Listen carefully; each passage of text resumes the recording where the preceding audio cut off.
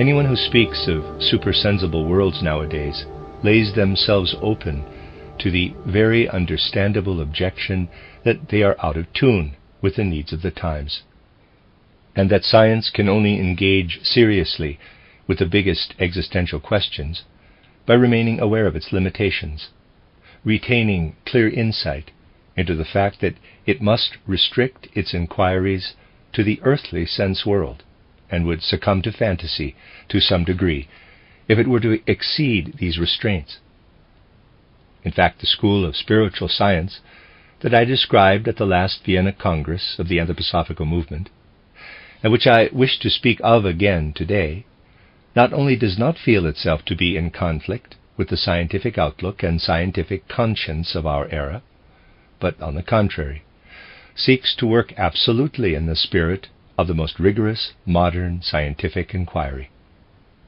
We can, however, speak in a variety of ways of demands that we now encounter as a result of the magnificent theoretical and practical developments over the past 3 to 4 centuries, especially the 19th. Today, therefore, I want to speak of supersensible perception insofar as it seeks to meet these contemporary needs.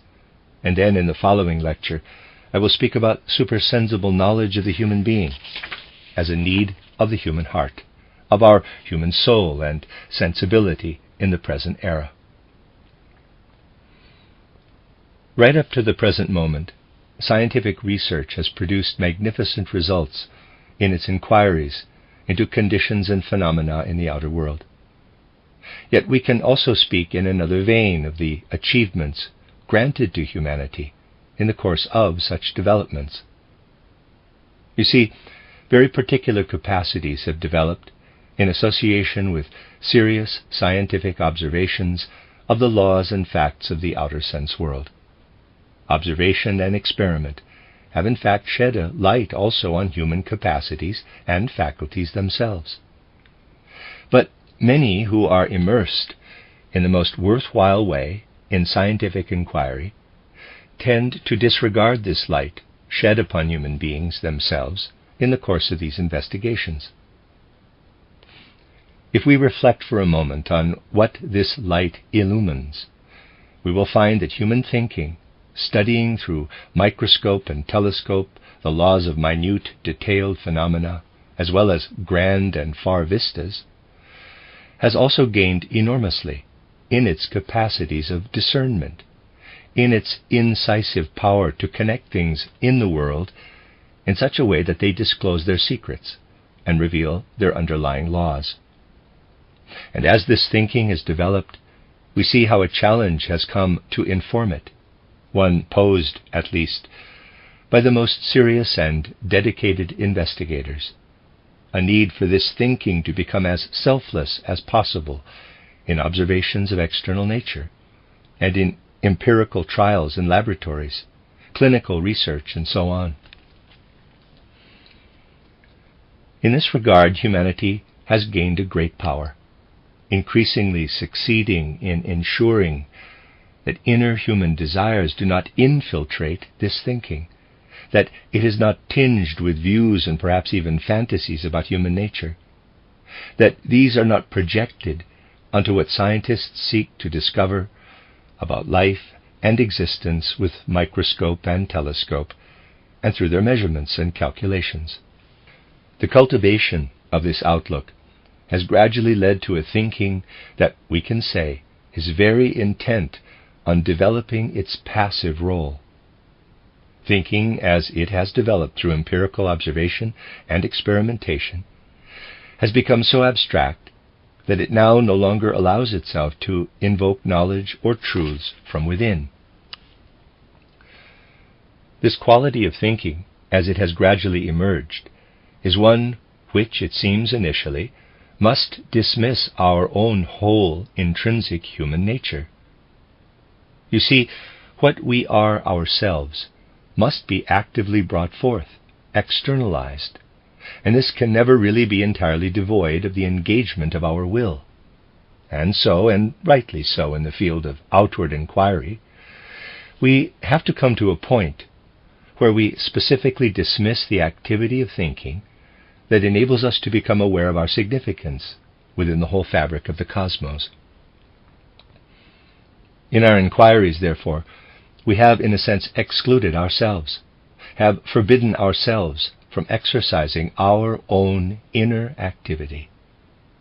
And we will see in a moment that what it is right to exclude and prohibit in relation to outward research and inquiry must now be especially cultivated when we seek to inquire into the spiritual and supersensible nature of our being. And then there is also a second element, an aspect of our being that comes to the fore, but which modern scientific inquiry excludes.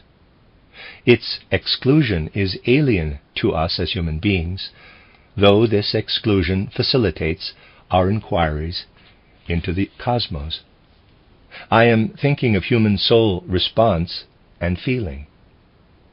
In modern research, this human feeling is not allowed to figure. We should remain cold and prosaic. And yet the question remains whether this very feeling might not contain powers that would aid us in knowing the world. On the one hand, we can say that our inner human intentionality is at work in our feelings, our human subjectivity, that it is a fount of imagination. But on the other hand, we must also acknowledge that this feeling aspect of our nature, as it appears in daily or academic life, cannot play any particular role in human knowledge. And yet if we remember, as science itself teaches, that the human senses have changed over the course of human evolution, that they have evolved from relatively imperfect conditions to their present state, and that in former times they certainly did not convey the world to us in as objective a way as they do now, then we gain an intimation that there might be something in our subjective feeling life that could be drawn forth and developed, like the human senses themselves, leading us from an experience of our own human interiority to a higher grasp of the cosmos. Precisely when we consider how feeling is suppressed within modern science, we can ask whether a higher meaning might not reside in our feeling life, one capable of elaboration and development from it. But when we turn to a third element in our human nature, we can discern in a wonderfully vivid way how we may be propelled onward from the scientific view, however genuinely commendable it is, to something else. I refer here to the will aspect of soul life. Anyone rooted in scientific thinking will know how impossible it is, within these parameters, to regard world phenomena in any terms other than original or intrinsic necessity. We rigorously connect spatial phenomena with each other, and likewise phenomena that succeed one another in time. We connect cause and effect according to unbending and necessary laws. In the rigorous pursuit of science, we know what power is exerted simply by the observation of scientific realities. We know how this idea of universal causal imperatives holds us in its thrall, and how this idea of causality rises in our thinking to meet all the phenomena we investigate. But then there is human will. This human will which tells us at every moment of our waking lives that what we undertake by inner intention is not causally determined in the same way as all other natural phenomena. This is why someone who observes themselves with an open mind and natural feelings will scarcely do other than ascribe free will to themselves. But if we then adopt scientific thinking, we are compelled to deny this free will. And this is one of the conflicts we find ourselves in today.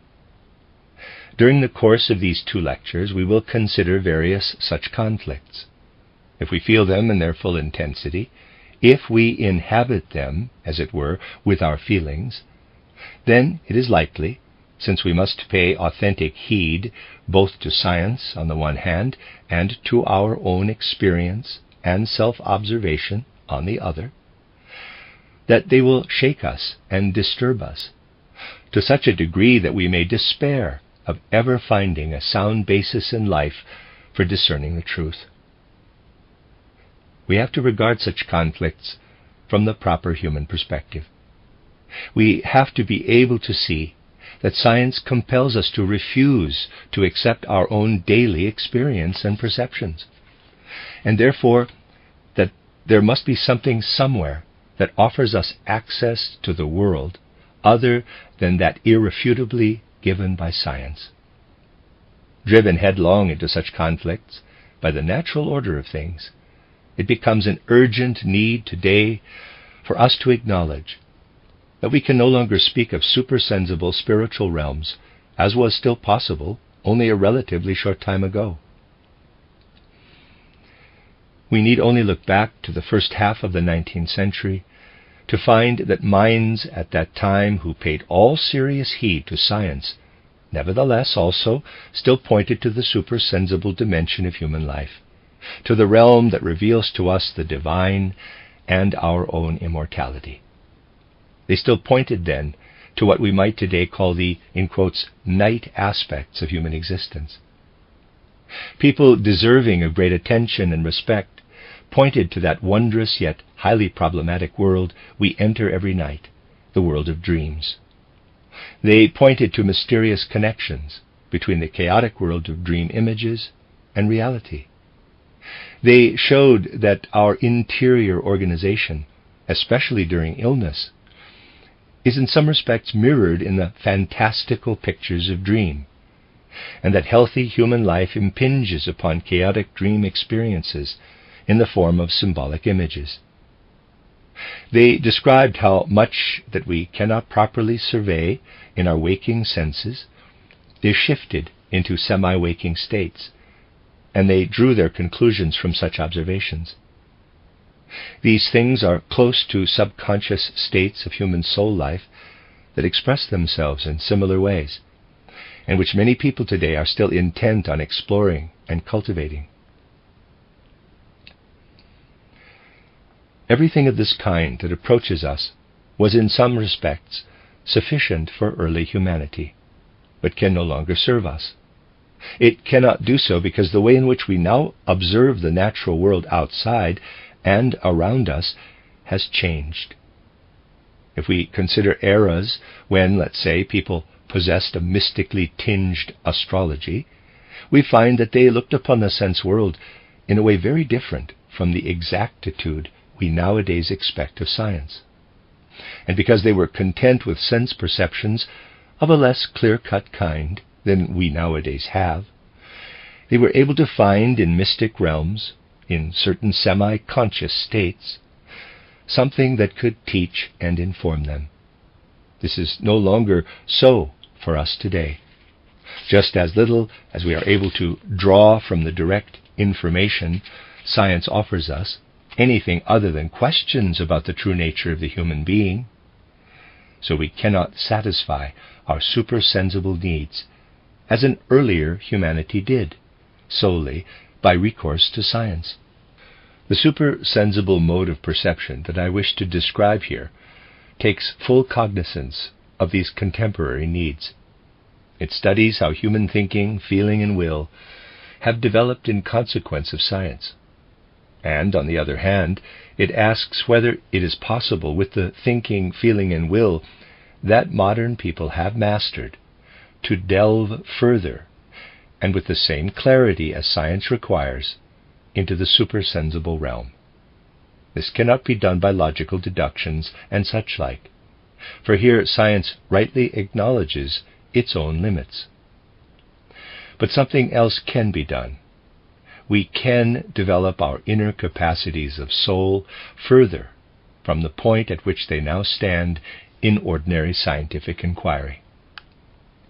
And by so doing, we can apply the exactitude we are accustomed to in outer research in the lab or clinic to the development of our own spiritual capacities. I want to examine this, first of all, in relation to the power of thinking itself. The thinking that has become ever more aware of its passive role in outward inquiry, and need not deny this, can inwardly intensify its activity. It will then no longer be exact in the way scientists otherwise are when they measure, weigh, etc. But it will be exact in relation to its own procedures, in the same way that the research scientist or a mathematician is accustomed to tracing each step taken in full consciousness. And this is done by replacing old modes of muddled meditation, old modes of muddled self-contemplation, with the supersensible mode of perception I am describing, so that this thinking, instead, develops in a very precise and exact way.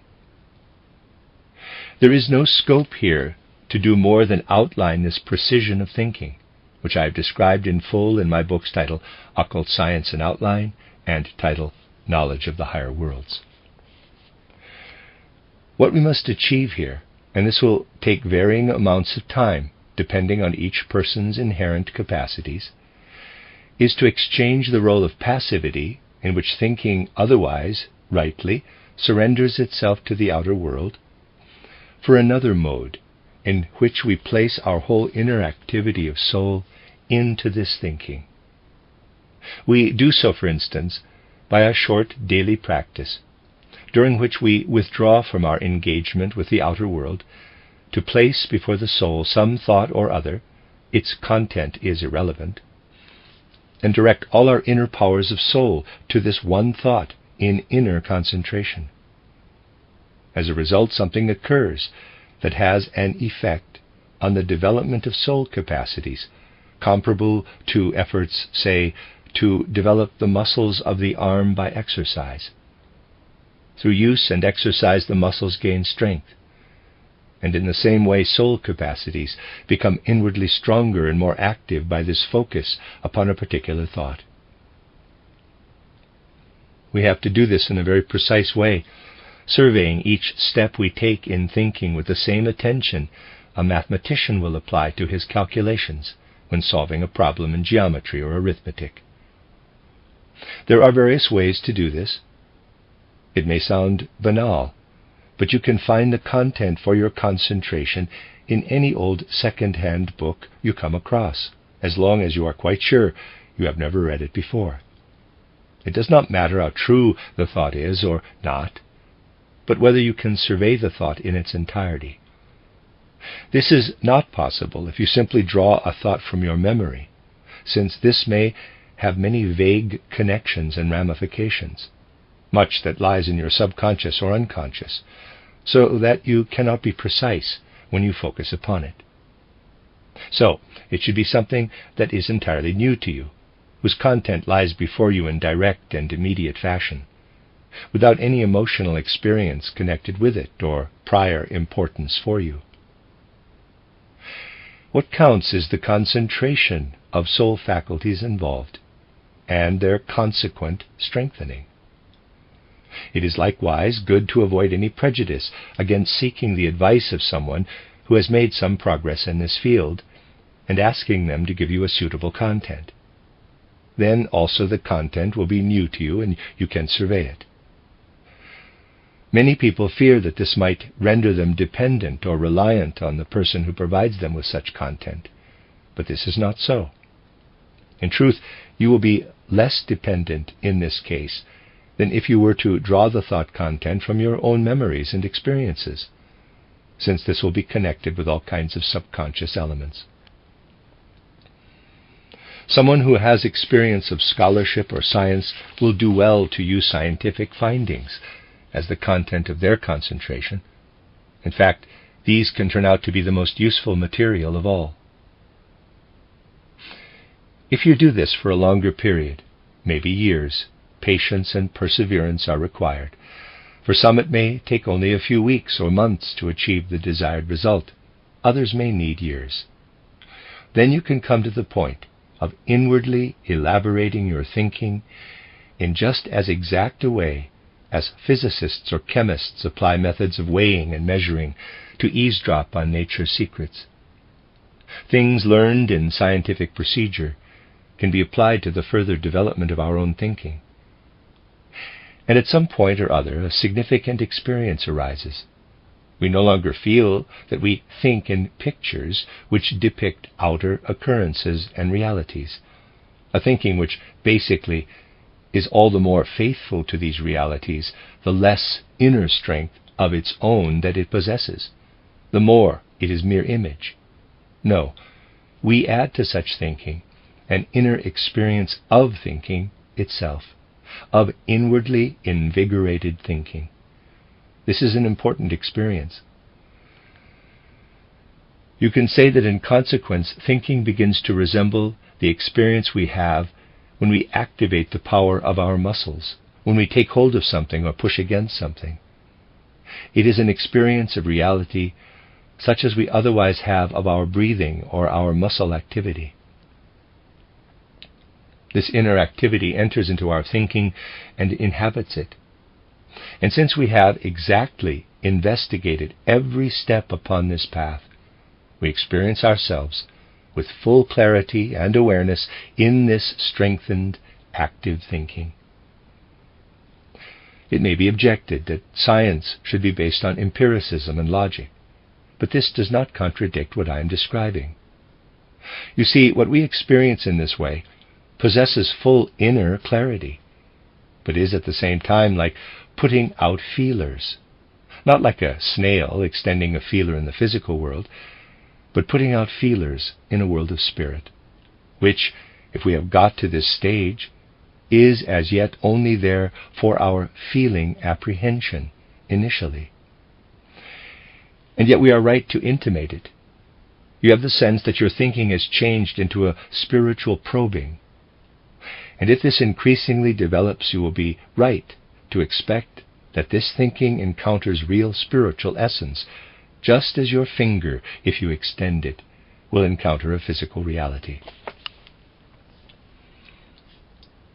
If we live for a period within this inwardly strengthened thinking, it becomes possible for us to gain full self-knowledge, since this form of concentration enables us to apprehend the soul realm as an experienced reality. We can now progress further with this practice by excluding, erasing these thought contents we have been focusing on, and which have brought us to the point of having a real soul-probing thinking. We empty our mind, as it were, of these soul contents, which we ourselves introduced into our awareness. It is relatively easy to empty your mind in ordinary life, for you need only fall asleep. But having accustomed yourself to concentrate fully on a particular thought content, a keen power and energy is needed, especially with this invigorated thinking, this realized thinking, to dismiss such a thought content once again. And yet in the same way as you first developed the strength to concentrate, so now you can also succeed in turn in getting rid of this thought content from your mind. Having achieved this, something arises before the soul, which previously we could possess only in the form of an episodic memory picture. In a new way, our whole inner life rises before the mind's eye, EYE, the life we have passed through on earth since birth, or since the time to which we can remember back to in childhood, when we became conscious of ourselves in earthly existence. Usually our life is present to us only in memory pictures, pictures of what we have experienced. But what we now experience through this invigorated thinking is not of the same kind. It rises before us as in a mighty panorama, so that what we experienced 10 years ago, say, is not present as a pale memory only, but it seems that we return in spirit to that time. Let's say you undertake this exercise when you're 50, and it leads you to what I am describing. Then time opens to draw you back to what perhaps you experienced when you were 35. You walk back through time. It is not just a pale memory of what you did 15 years ago, but you feel yourselves inhabiting a past experience in a vivid, living way. You stride back through time, and space loses its meaning. Time presents you with a mighty memory tableau, an exact picture of life, a phenomenon which even scientists acknowledge sometimes occurs. For instance, when someone suffers a terrible shock, in drowning and close to death, say, and sees his whole life in images before him for a while, later recalling this with a certain horrified rapture. What occurs in such instances, induced by natural causes, is then really summoned before the soul through practices I have described, revealing a mighty panorama of the whole of one's earthly life in chronological sequence. Only now do we really perceive ourselves in true self-observation. It is easy to distinguish this picture of our inner experience from a mere memory picture. The memory image shows us how other people, natural occurrences, or artworks have impinged on us from without. In a memory picture of this kind, the way in which the outer world approaches us figures more largely. But in the supersensible memory tableau that rises before us, we see more of what issued from ourselves.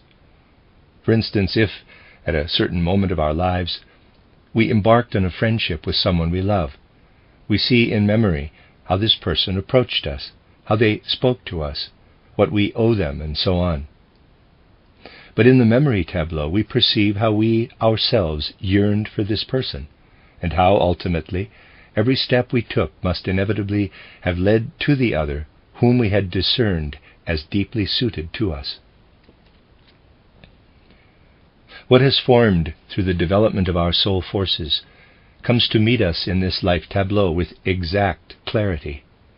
Many people do not care for such clarity and exactness, since it shows them many things that they would prefer to see in a light other than that of truth. But this is something we must endure, to gaze upon our own inward nature with a fully open mind, even if this inner life must appear to our penetrating inquiry as worthy of reproach. I have called this stage of perception that of imaginative perception, or imagination. But we can progress further from this stage. In what we perceive through this memory tableau, we have the powers that actually formed and shaped us as a human being. As we stand before this panorama, we recognize that forces develop within us that shape the substances of our physical body. In childhood especially, forces developed which after birth and up to around the age of 7, modeled and shaped what was at first an unformed mass of brain and nerve substance. We cease to ascribe what inwardly shapes us to forces that pertain only to material substances.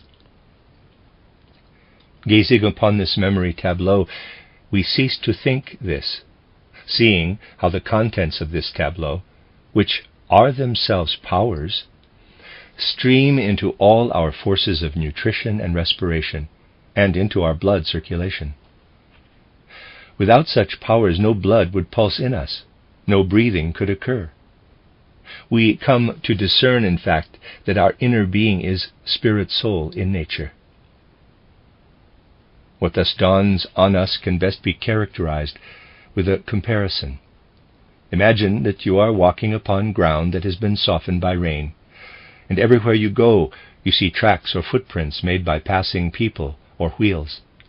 If we imagine that an inhabitant of the moon came to earth and saw the state of the ground, but had not yet caught sight of any people, he might ascribe these tracks to various forces at work in the earth itself, forces that had somehow churned up the earth and left these traces. Such a moon being could perhaps analyze the earth in a search for the forces that had produced these markings. Of course, we know, in reality, that they are made by passing people or vehicles. Someone who understands the matters I have been describing will not therefore look with any less reverence and wonder upon the brain's convolutions. But just as we know that footprints are made by people, and do not originate from the forces of the earth itself, so we can also realize that these furrows in the brain do not derive from forces inherent in the brain's material substance. Instead, the human being's spirit soul, that we can apprehend as I described, works upon the brain to create these furrows. That is the key thing. To recognize our own spirit soul being, to direct our I-E-Y-E of soul to the spirit soul and its manifestation in outward life. And now we can go further. Having first focused on a particular thought content, strengthening our own inner activity, then emptying the mind, so that instead of the pictures we ourselves form, the whole content of our life rises before us. We can now also remove this memory tableau from our consciousness again, just as previously we erased a single thought and emptied the mind of it. And now we can learn to apply an intense strength to extinguish from the mind once more what we first perceived in enhanced self-observation as our spirit soul being. In doing so, we are extinguishing nothing less than our own inner soul life, extinguishing something outward by our own volition was what we first learned to do in concentration. Then we learned to direct our inner gaze to our own spirit soul, the latter filling the whole memory tableau. If we now succeed in extinguishing this tableau itself, then what I call a truly, in quotes, empty mind is achieved. Previously, we lived in the memory tableau, or in what we ourselves placed before the soul. Now something else arises. We have suppressed what lived within ourselves, and now we expose or offer our empty consciousness to the world. This is extraordinarily important for the soul's experience. Basically, I can only metaphorically describe what happens to the soul in consequence when we invoke a strong inner power to extinguish our own soul life. We need remember only how someone whose outer sense impressions gradually fall silent, in whom sight, hearing, perhaps also definite touch, cease, sinks into a state that closely resembles that of sleep. But when we extinguish our own soul content, though our mind is emptied, we do not sleep. We enter a state I would call that of, quote, mere wakefulness, close quote, wakefulness with an empty mind. We can perhaps picture this empty mind or consciousness as follows. Imagine a big modern city with all its noise and hubbub. You can leave it behind so that everything grows ever quieter around you. Then perhaps you reach a wood and walk deeper into it, a complete contrast to the noise of the city. Complete silence and stillness surrounds you. But now I must resort to a banal metaphor to describe what I need to. The question is this: can this peace and stillness progress still further? Let's call this peace and stillness 0 in relation to the outer world. Now, assume you have a certain amount of capital, but you spend it until there is nothing left. Can you go on spending? It may not be desirable, but many do it nevertheless. They go into debt. Then they have less than nothing, and can have less and less than nothing. Quietness and stillness can be thought of in the same sort of terms. Quiet, equal to the 0 point of wakefulness in the world, can be driven further into a kind of negative state, giving rise to an excess of stillness and peace. This is the experience of someone who extinguishes their own soul content. They enter into a state of negative inner quiet that lies below the 0 point. Intensified, enhanced stillness of soul arises, although we remain fully awake. But this cannot be achieved unless it is accompanied by something else. It can only be achieved if a certain state connected with pictorial thoughts, also of our own self, is felt to pass over into another condition. Someone who initially feels and perceives the supersensible within their own self is in a certain state of well-being, of complacency even, and inner happiness, as has been remarked by various religions when they point to the supersensible realm, and at the same time describe the happiness granted to those who inwardly experience it. Until we reach the point of extinguishing our own inner life, we can experience a certain well-being, an enhanced state of happiness. But the moment we enter this intensified stillness of the soul, inner well-being is replaced by inner pain, inner renunciation, of a kind we have not previously known, at the fact that we are now far removed from things we were previously very much connected with, far removed not only from a sense of inhabiting our own body, but also far removed from our own experiences since birth. This is a renunciation that intensifies into a huge pain of the soul. Many shy away from persevering further at this stage. They do not find the courage to make the transition from a certain low-level clairvoyance, extinguishing the content of their own soul, to enter a state of mind where this inner stillness exists that I described. But if we push on further here with full consciousness, then imagination starts to be replaced by what I called inspiration in the books I have referred to here, though I beg you not to take offense at the terminology. The experience of a real world of spirit. Having first extinguished the sense world, and having created an empty mind in unspeakable soul pain, the outer world of spirit comes to meet you. In inspiration, you become aware that a world of spirit surrounds you in the same way the sense world surrounds your outward senses. And the first thing we perceive in this world of spirit is our own pre-earthly existence. In the same way that ordinary memory shows us past experiences in life, so now a cosmic memory is granted us. We look back into pre-earthly experiences, seeing our own nature as soul-spirit being in a world of pure spirit before we descended to birth for this current life. We see how our spiritual being took a hand in shaping our own body. Thus we look back into the spiritual, eternal aspect of human nature, to what becomes apparent to us as pre-earthly existence. And now we know that this existence is not dependent on the birth and death of the physical body, for it is what existed prior to birth, prior to conception, and what first made our material, genetic, physical body into the human being we are. Only now do we gain a true concept also of physical heredity, by understanding that supersensible forces play into it, and that we acquire these from the purely spiritual world. We now feel connected to this world as we feel connected in earthly life with the physical world. And now we become aware that despite the great advances humanity has made in its evolution, many things have also been lost that were once intrinsic to older instinctive outlooks that are no longer any use to us today. In early times, people had perception of this pre-earthly life, as well as of human immortality, which we will come on to speak of shortly. You see, in olden times, people saw and understood eternity in a twofold way. Nowadays we speak, and our language itself has only this term, of the soul's immortality.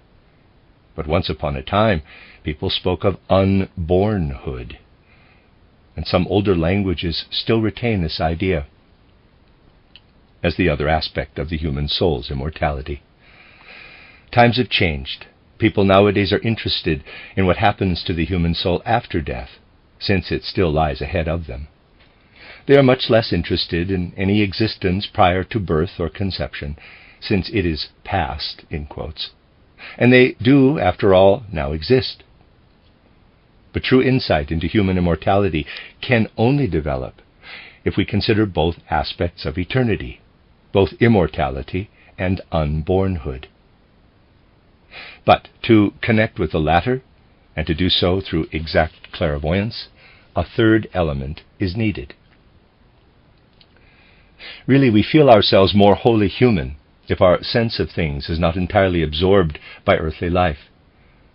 You see, the pre-earthly life we can learn to perceive enters us in pictorial form and augments our sense of our humanity, making us fully human. This imbues our feeling with something like an inner light, and we know that we have now developed our sensibility, our feeling, into a sense organ for the spirit. But we must go beyond this, and must also be able to make the will element into an organ of perception for the spirit. To this end, something must imbue human perception that is otherwise, rightly, not regarded as a power of perception by those who would be seen as serious researchers. We only become aware that it is in fact a power of perception when we enter supersensible realms. I mean the power of love. We need only begin to develop this power, a power of love higher than the love that nature endows us with, the latter, of course, very significant for natural and human life. As I must describe them, the first steps in developing higher love in human life may seem paradoxical to you. If, fully conscious of each step you take on this path, you try to feel the world differently from how you usually feel it, then you arrive at this higher love. Let us assume that you undertake to review each day in the evening before you go to sleep, starting with the last thing that happened in the evening and picturing it as precisely as possible. Then, in the same way, you work backward to the next last occurrence, then the one before that, and so on, back to the morning, surveying your whole day. This is a process that requires far more inner energy than simple picturing a single occurrence more or less vividly. This reversal of thinking is the important thing here.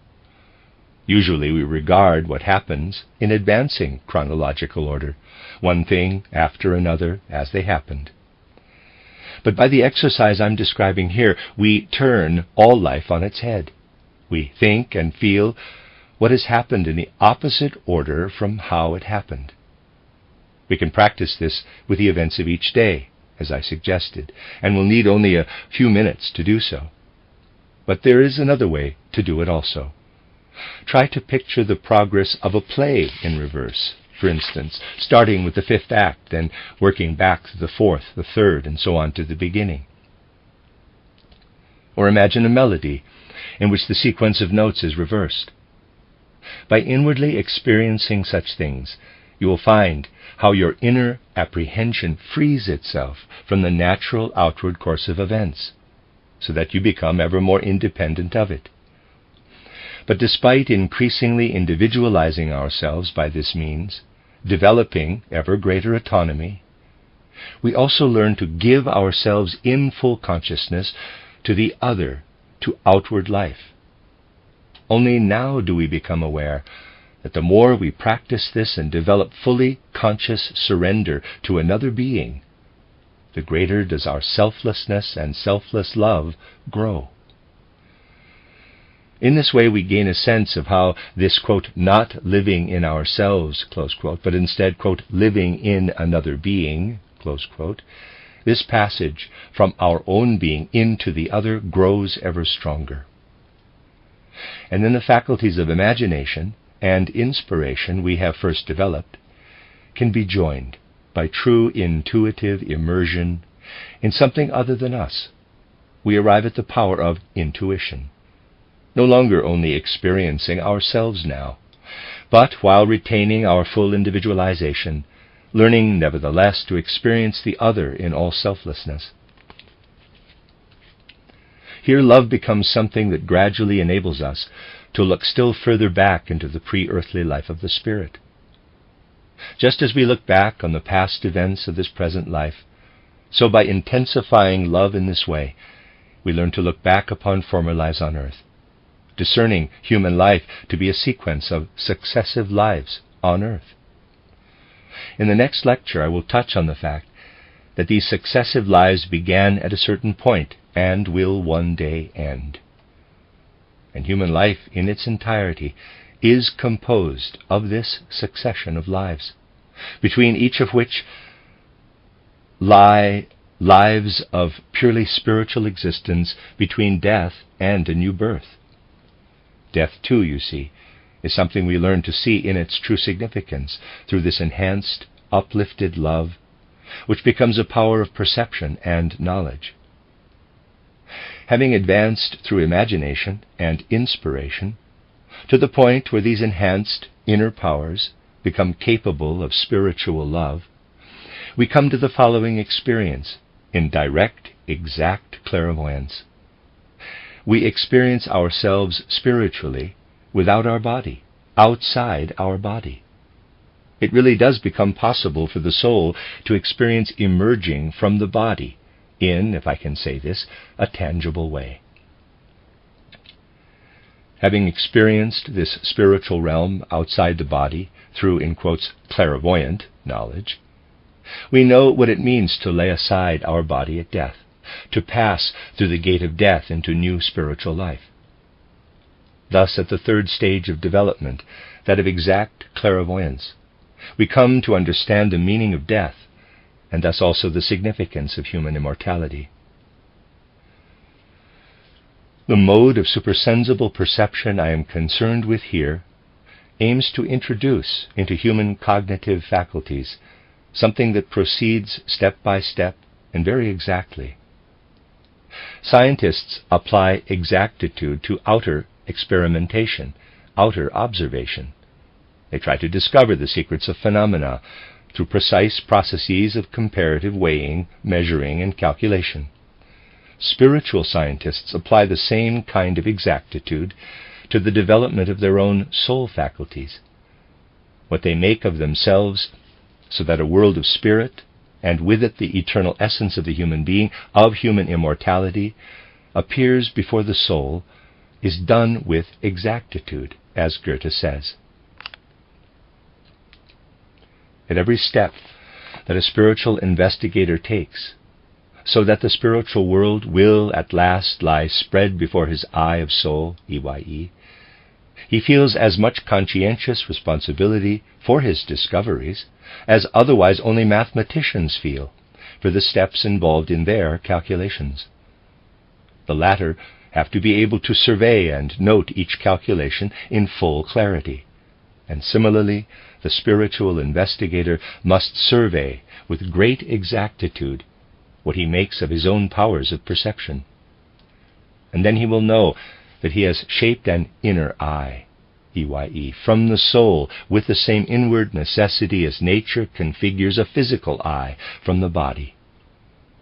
He knows that he is as entitled to speak of worlds of spirit as of physical sense worlds perceived by the physical eye. Thus, spiritual research of this kind will meet the demands implicit in modern science. The science is a magnificent achievement that spiritual science does not in the least oppose, but which it seeks only to develop further. I very well know that anyone nowadays who wants to promote a cause, for whatever motive, enhances its importance by claiming that it is a contemporary need. That was not my aim, nor will it be in the next lecture. On the contrary, I will try to show that these contemporary needs already exist, and that the science of the Spirit seeks at every step to meet them. Spiritual investigators, of the kind I mean, do not wish to be dilettantes in their view of nature, but rather seek to advance science in a rigorous and conscientious way. They employ a truly exact clairvoyance to describe a world of spirit. But at the same time they are clear that interpreting life by dissecting the corpse from which it has fled, or turning a telescope toward the depths of space, develops human faculties that accord only with the microscope or telescope. These faculties also have an inner life that such instruments constrain and deny. When we dissect the human corpse, we can perceive this truth, that nature did not directly create the person who lived in it, but rather this body was fashioned by the human soul that has now departed from it. We conclude the existence of the human soul from its physical outcome that lies before us. It would be lunacy to assert that the forms and powers embodied in the human being did not originate in something that preceded this person's current existence. All that we hold back or retain as we investigate dead nature, with the powers whose inner activity is rightly suppressed, can become the potential to further develop these human soul forces. Just as the seed lies invisibly below the earth after it has been planted, it grows forth into a plant. So we plant a seed in the soul, specifically if we are conscientious natural scientists. The seed of imaginative, inspired, and intuitive perception rests within us if we are serious investigators. We need only develop it. And then we can know that just as modern science meets contemporary needs, so also does supersensible inquiry. It can be said that all who speak in the spirit of natural science also speak in the spirit of supersensible research, except that they do not know this. Today it is an unconscious yearning deep within many people, as we will see in the next lecture, to unfold supersensible inquiry from this seed within.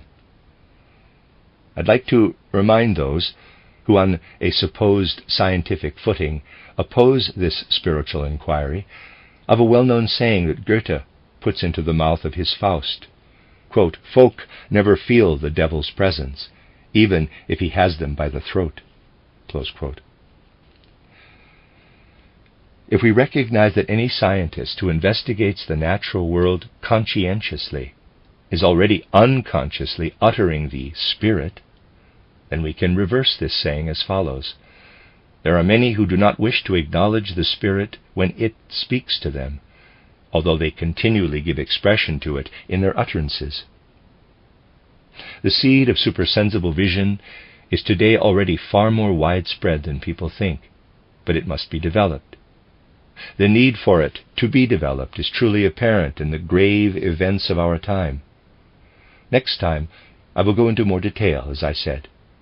But I'd like to end by referring to various stark signs of catastrophe that threaten all humanity, from which it can dawn on us that we face grave tasks and challenges, and that surmounting them will be a huge challenge to people of the near future.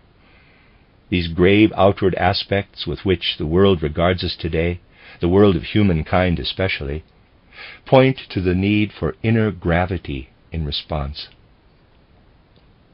And it is of this inner gravity that I wish to speak today, in directing our human sensibility to spiritual powers intrinsic to us, the powers that essentially comprise our nature. You see, while people today need to exert the most vigorous outward powers to meet the grave events that face us across the globe, they will also need great inner courage. We can, though, only find these powers and this courage by consciously encompassing our inmost being, not just theoretically, but with practical knowledge, feeling, and will. And this in turn can be achieved if we recognize the source from which our being in reality originates, the wellspring of the Spirit.